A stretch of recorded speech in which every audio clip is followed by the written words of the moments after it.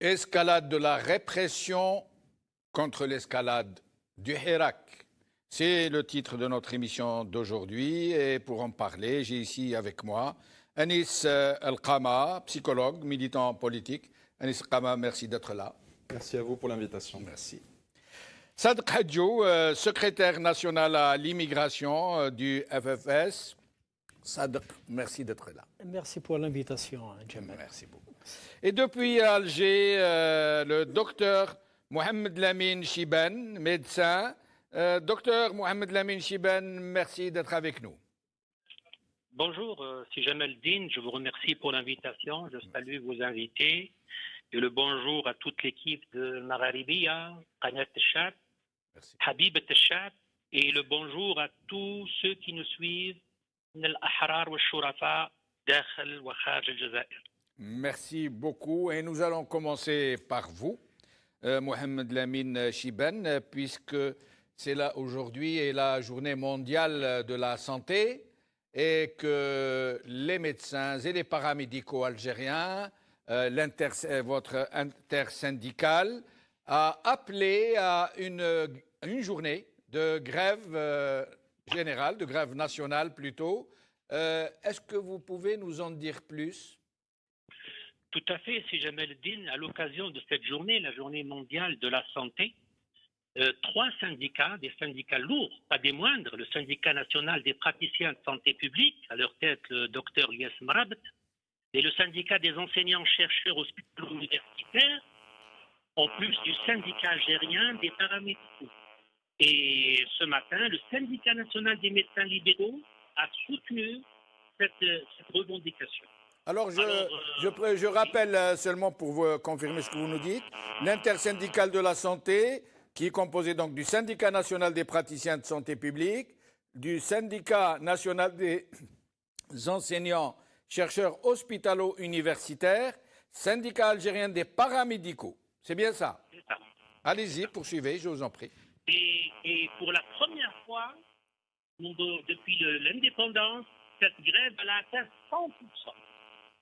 D'accord. Pour voir la force de cette intersyndicale, à l'inverse des autres syndicats qui ne représentent pas grand-chose et pourtant qui sont dorlotés par le pouvoir. Et justement, ces syndicats se plaignent et de la mainmise du secteur du ministère, ceux qui veulent faire une mainmise sur ce syndicat et en les privant de liberté. Et là, ils viennent pour dire basta, ça suffit. Alors, précision, Mohamed Lamine Chiban, cette grève, ce mouvement, n'est pas un mouvement politique, ce n'est pas un mouvement qui relève du Hirak, c'est un mouvement social. C'est par rapport à des revendications sociales et professionnelles. Tout à fait, Jamal Eddin. Ils profitent de la journée mondiale de la santé pour dire tout haut que ça suffit du bricolage. Voilà. Donc, ils demandent l'amélioration des conditions de travail, du personnel soignant, les mesures prises par Tebboune en avril 2020 pour aider ce corps soignant, ces blouses blanches, et qui malheureusement, avril 2020, septembre 2020, ils n'ont plus reçu aucune prime, aucun soutien moral. C'est ce qui les pousse justement à dire nous avons perdu plus de 168 médecins, entre des médecins, dentistes et pharmaciens, et pratiquement 220 avec le corps soignant, le corps paramédical, 13 000 qui ont été donc touchés par Covid. Et puis voilà, ils se sont abandonnés. C'est la désillusion.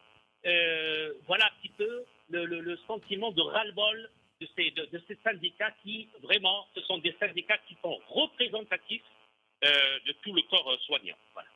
Alors, puisque nous sommes dans le domaine médical, au sujet du vaccin, l'Algérie passe pour être l'un des pays, comme d'habitude, on collectionne tous les sinistres records, et nous passons pour être l'un des pays les moins vaccinés au monde.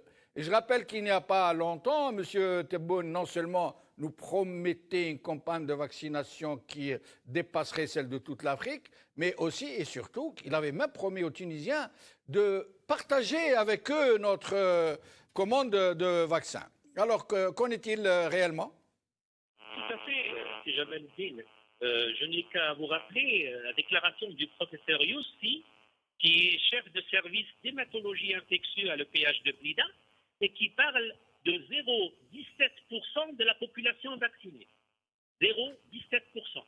Alors, où sont les 40 millions de doses promises par le pouvoir? Où sont les 75% de la population d'ici la fin de l'année? J'en doute fort. Et puis, croyez-moi, si Jamel Din, Oui. on déplore ce retard accumulé en matière de vaccination quand on se compare avec des pays d'Afrique. Est-ce que vous savez qu'aux Seychelles, ils ont vacciné 43%? Est-ce que vous savez qu'aux Émirats arabes unis, de Kharb Alina, ils sont à 52% de la population? Et là, nous sommes, selon ce professeur, nous sommes à 0,17% des vaccinés. Nous avons reçu exactement, au tout début, 50 000 vaccins Sputnik, 50 000 Astra et 200 000 Sinopharm, 300 000 en tout et pour tout. Et maintenant, récemment, 364 800. Qui est une nette à Covax. Bon, alors imaginez-vous, nous sommes à peu près à 760 000 doses qu'on a reçues. Quand on se compare avec le Maroc, ils ont 8 millions de doses. Aucune comparaison, mon ami Jamel Eddin. Aucune comparaison. Quand vous voyez que le Ghana, Seychelles, Botswana, le Sénégal, ils nous dépassent, vraiment, il y a de quoi se tirer les cheveux. Alors, imaginez-vous au Rwanda. Au Rwanda, ils ont vacciné 329 000. Aucune comparaison, mon ami. Je me demande, c'est comme le reste, que du vent. Mais sinon, Mohamed Lamine Chiben, alors, selon Liberté, le paiement de la prime Covid au personnel de la santé a enregistré 7 mois de retard, ce qui représente 4 000 milliards de centimes. C'est incroyable, ça. C'est incroyable. 4 000 milliards de centimes de retard dans le paiement des indemnités de la prime Covid. Et dire que c'est un engagement du président. Un engagement du président Tebboune qui, à l'époque, oui. Alors, ils ont perçu les primes durant 4 ou 5 mois et puis c'est gelé. Mais plus grave encore, même les primes d'essai pour les ayants droit, les médecins que nous avons perdus à l'opération, c'est à 100 millions la prime. Qu'est-ce que c'est la valeur du la crème du pays? نعطيله 100 millions. Et puis encore. Et ils n'ont pas encore touché cette prime. Et est-ce que vous savez, si jamais le dire, en parlant de vaccins, que selon le professeur Djouhat, il dit que pratiquement la moitié de la population. Oui. Alors le professeur Djouhat, qui est président de la Société algérienne d'immunologie, il parle de 20 millions d'Algériens qui ont été infectés. 20 millions d'Algériens infectés. 20 millions ont été infectés. Le taux d'infection par Covid, bien sûr, qui oscille donc pratiquement entre 40 à 50%. Sans symptômes. يعني الحمد لله ربي يعني بردا وسلاما يعني أصيبوا بالكوفيد بلا ما يظهر عليهم أي أثر. Des porteurs sains. Finalement, nous sommes en train de faire l'acquisition d'une immunité nationale qui nous est propre, peut-être. C'est incroyable. La providence, comme on dit. Absolument, c'est la providence. Alors, autre chose. On nous parle aussi de la promesse non tenue du même M. Tebboune, du versement d'un capital d'essai lié au Covid-19, d'1 million de dinars pour les familles du personnel soignant, c'est-à-dire toutes ces familles qui ont perdu un des leurs, soit médical ou paramédical. La promesse du président Tebboune était de leur payer 1 million de dinars. Il n'en est rien. Promesse non tenue. Promesse non tenue, si jamais le dit, mais ces médecins que je tiens d'ailleurs à saluer, qui sont là, qui défendent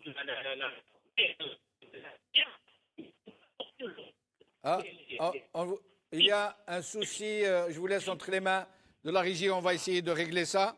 Je reviens à vous, chers amis. Alors, Anis, sur ce sujet du meilleur secteur de la santé du Maghreb et d'Afrique, vous avez entendu le docteur Mohamed Lamine Chiban.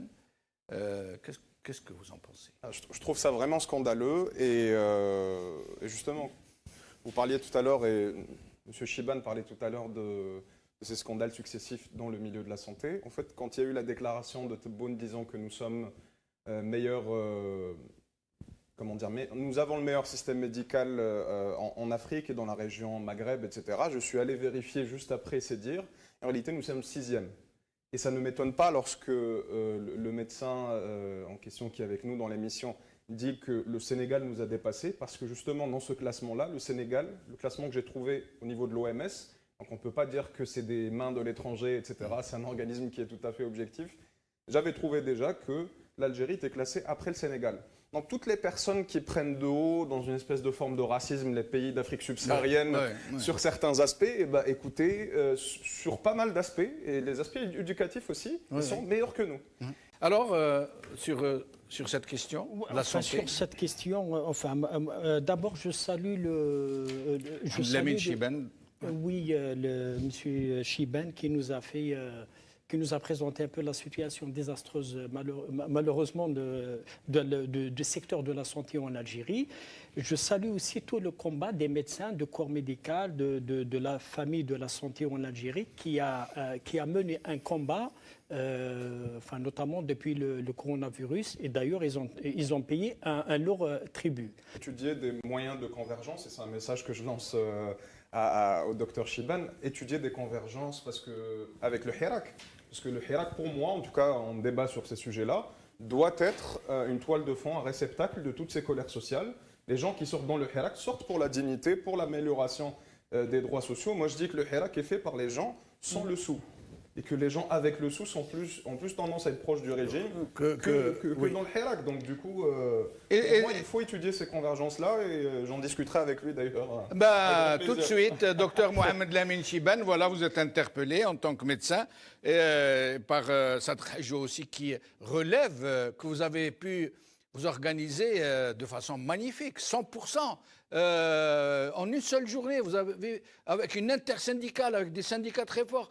Comment se fait-il qu'on vienne de vous interpeller, interpeller gentiment, bien sûr, Anis Al-Qama, que vous ne soyez pas tenté dans votre catégorie professionnelle à rejoindre le Hirak de façon corporatiste, j'allais dire, ce qui ferait de vous l'une des avant-gardes d'une révolution en marche pour un avenir meilleur?